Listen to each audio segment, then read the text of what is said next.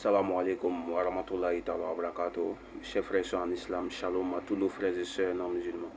Mes chers frères et sœurs en islam, mes chers frères et sœurs non musulmans, aujourd'hui il y a un phénomène aujourd'hui qui est en train de détruire la jeunesse, est en train de détruire tout le monde de façon générale, mais particulièrement la jeunesse. Cette chose n'est rien d'autre que ce qu'on appelle aujourd'hui la fornication et l'adultère.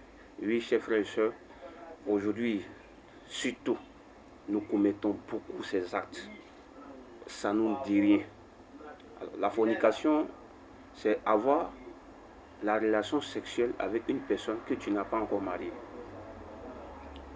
L'adultère, c'est lorsque tu couches avec une personne mariée, ou bien toi tu es marié mais tu trompes ta femme, ou bien tu trompes ton mari avec une autre personne avec qui tu n'es pas marié. On appelle ça l'adultère.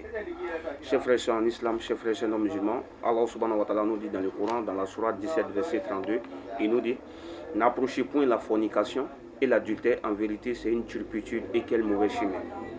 Et dans la sourate 25 verset 68 à 69, Dieu nous dit: qui ne commettent pas la fornication, car quiconque fait cela encourra une punition, et le châtiment lui sera doublé le jour de la résurrection, et il demeurera éternellement couvert d'ignominie. Donc mes chers frères en islam, voici Dieu même nous interdit de commettre la fornication et l'adultère. Il nous dit encore que ceux qui commettront cela, ils seront châtiés le jour du jugement dernier 2 fois, et ils vont demeurer éternellement dans le feu de l'enfer. Également aussi dans la Bible, lorsque nous regardons dans Lévitique 20 verset 10, on nous dit: si un homme commet un adultère avec une femme mariée, s'il commet un adultère avec la femme de son prochain, l'homme et la femme seront punis de mort. C'est-à-dire même que, selon la Bible même, la sanction même qu'on doit infliger même à ceux qui commettent la fornication et l'adultère, c'est-à-dire on doit les punir de mort. Et également aussi, lorsque vous prenez le Coran dans la sourate 24 verset 2, Dieu nous demande même de châtier ceux même qui commettent la fornication et l'adultère. Donc mes chers frères et sœurs en islam, cherchons à nous repentir, car la fornication et l'adultère sont des péchés très graves. Parce que Dieu, celui qui pratique la fornication et l'adultère, aura les conséquences suivantes. 1. Il sera tout le temps triste. 2. C'est une cause de la pauvreté. Donc, 3. Ça éloigne peu à peu de l'adoration de Allah subhanahu wa ta'ala. 4. Ça rend son cœur dur.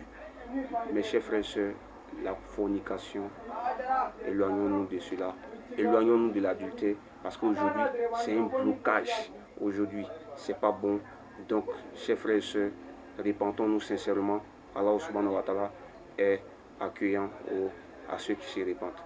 Donc, sur ce, qu'Allah nous guide sur le droit chemin. Assalamu alaikum wa rahmatullahi ta'ala wa barakatuh.